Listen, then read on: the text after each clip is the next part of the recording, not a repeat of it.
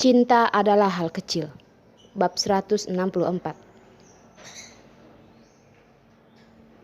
Anak kecil ini memakan semangkuk nasinya dengan sangat gembira. Tapi dua orang dewasa ini malah banyak pikiran. Hubungan yang seharusnya sudah kembali membaik malah berubah menjadi seperti asing kembali. Selesai makan, hari sudah gelap. Keluar dari ruangan itu, Yuki baru sadar ternyata lampu jalan sudah bersinar terang. Memantul dari kaca besar yang mengalirkan air. Terlihat jelas menyilaukan.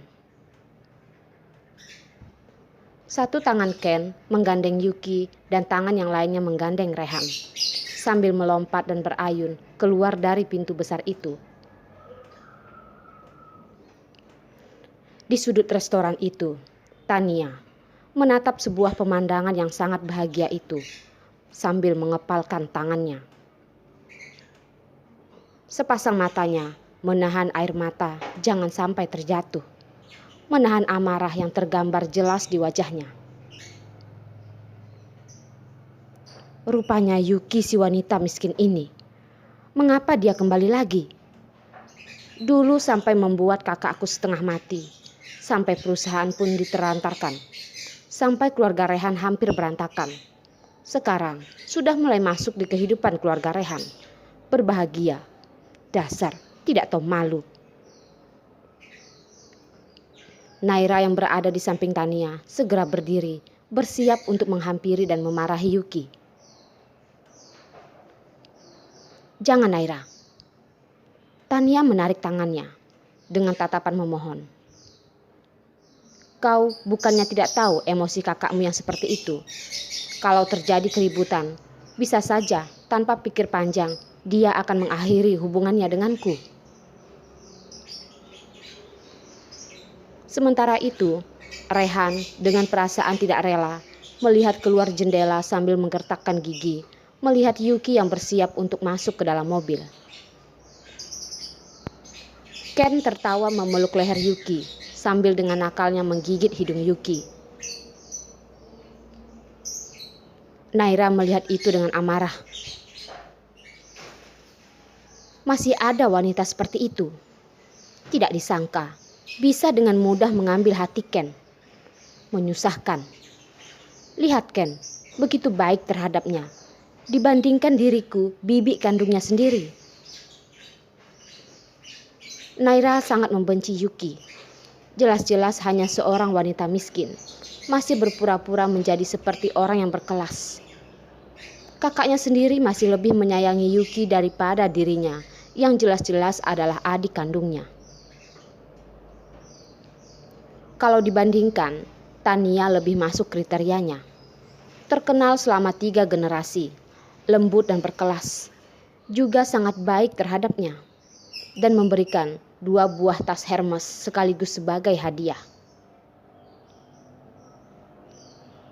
Yuki, mana sebanding dengan Tania? Tania melihat raut wajah Rehan yang menahan amarah. Dengan tatapan nanar dan nada suara yang menyedihkan. Bagaimana ini Naira? Kakakmu pasti sudah tergoda oleh wanita itu. Kalau tidak, mengapa dia mengajak Ken keluar bertemu dengan wanita itu? Lalu, bagaimana denganku Naira?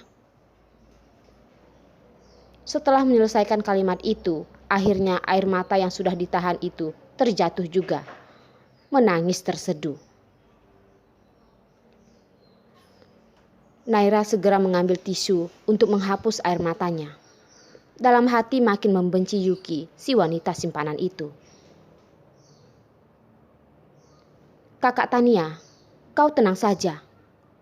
Wanita seperti itu tidak akan mendapatkan akhir yang bahagia. Dia pasti akan kena batunya. Tania menangis terseduh-seduh. Naira, kakakmu pasti mencintainya. Pertama kali aku bertemu dengan wanita itu, aku mencium aroma parfum yang sangat aku kenal.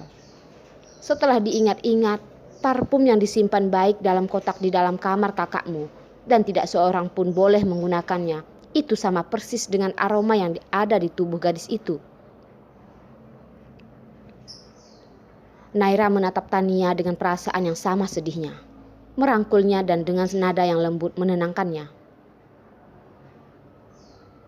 Kakak Tania, kau juga sudah terlalu baik terhadap wanita miskin itu. Seharusnya kau berikan pelajaran kepadanya agar dia sadar. Merebut kekasih orang itu ada imbalannya.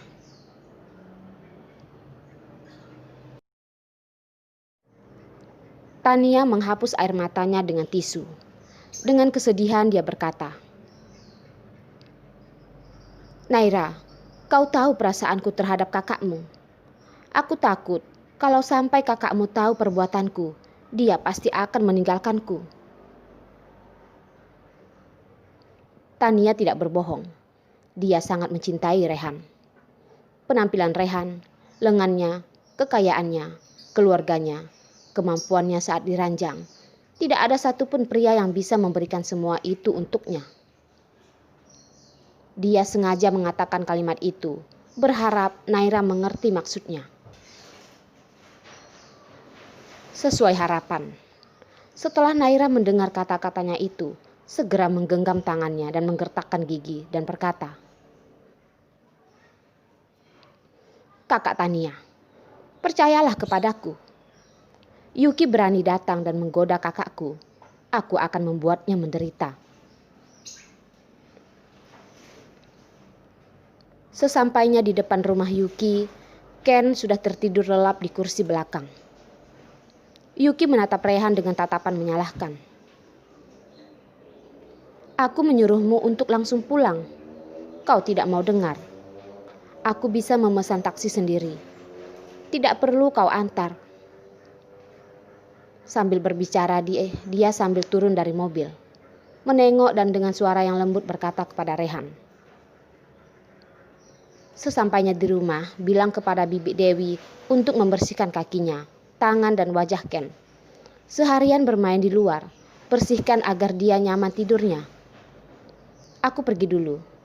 Kau cepat antarkan Ken pulang.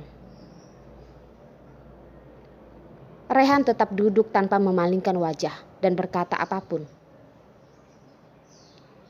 Pria yang tidak bisa ditebak. Dalam hati Yuki menghela napas dan pergi tanpa menghiraukan Rehan. Baru berjalan beberapa langkah, tangan Rehan menarik Yuki berbalik ke dalam pelukannya. Rehan dengan tergesa-gesa mencium bibir Yuki. Yuki dibuatnya bingung. Apakah Rehan gila? Bukankah tadi dia marah terhadap Yuki? Sekarang kenapa malah menghentikannya dan tidak membiarkannya pergi? Baru ingin memberontak, Rehan tiba-tiba melepaskan bibirnya. Dengan suara yang sedikit serak dia berkata, "Pulanglah, aku pergi dulu." Setelah mengatakan itu, Rehan berbalik badan dan tanpa ragu pergi meninggalkan Yuki. Dengan keperawakannya yang tinggi dan langkahnya yang besar, dengan cepat dia sudah sampai ke pintu mobil. Yuki melihatnya menutup pintu mobil dan menatap mobil yang perlahan hilang dari pandangannya. Dari awal hingga akhir, Rehan tidak menengok sama sekali. Yuki bingung dan tidak mengerti. Terdiam sebentar, berdiri di bawah pohon, Yuki menelpon Nindi. "Nindi, apakah kamu ada waktu?" Nindi yang baru saja mandi, dengan suara yang tak acuh, dia berkata, "Kau menelponku, kapanpun aku ada waktu untukmu. Cepat katakan, ada kabar gembira apa?" "Nindi, aku ingin pindah rumah. Bisakah kau memberikan kontak pemilik rumah? Aku sendiri yang akan berbicara kepadanya." Yuki merasa sedikit bersalah. Dia pasti khawatir. Pada saat itu, Nindi membantunya mencari rumah. Biarpun lokasinya di pedalaman, harga yang murah dengan dekorasi yang sepadan itu sudah cukup. Nindi terdiam sejenak. "Kenapa? Apakah rumahnya tidak nyaman? Yuki dengan sedikit ragu menceritakan kejadian dengan Rehan dan Ken hari ini. Setelah mendengarnya, Nindi terdiam sejenak. Yuki, perasaan Rehan pasti tulus terhadapmu. Sekarang apa yang kau pikirkan? Yuki tiba-tiba merasa lelah. Aku tidak ingin berhubungan dengannya lagi. Sudah banyak hal yang terjadi antara aku dan Rehan. Tidak akan bisa kembali seperti semula lagi. Setelah terdiam sejenak, dia menambahkan. Belum lagi, sekarang sudah ada Tania. Dia adalah kekasih Rehan yang sesungguhnya. Untuk apa aku ada di antara mereka? Nindi menghela napas lalu berkata, Rehan dan Tania hanya takut kalau mereka itu sebatas status saja. Dia bilang 1 tahun lagi akan memberikanmu status. Hanya menunggu 1 tahun lagi. Setelah dia menyelesaikan urusannya dengan Tania, dia akan meninggalkan wanita itu. Yuki dengan acuh berkata, masa bodoh, laki-laki seperti itu, tinggalkan saja.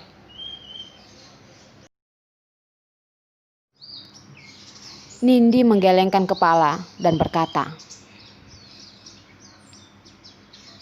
Yuki, kau jangan selalu menilai laki-laki dengan sudut pandang seperti itu.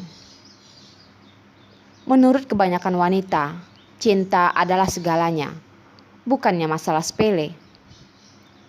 Karir adalah segalanya bagi mereka. Karena itulah Rehan seperti itu. Aku bisa mengerti. Laki-laki lain pun akan seperti itu.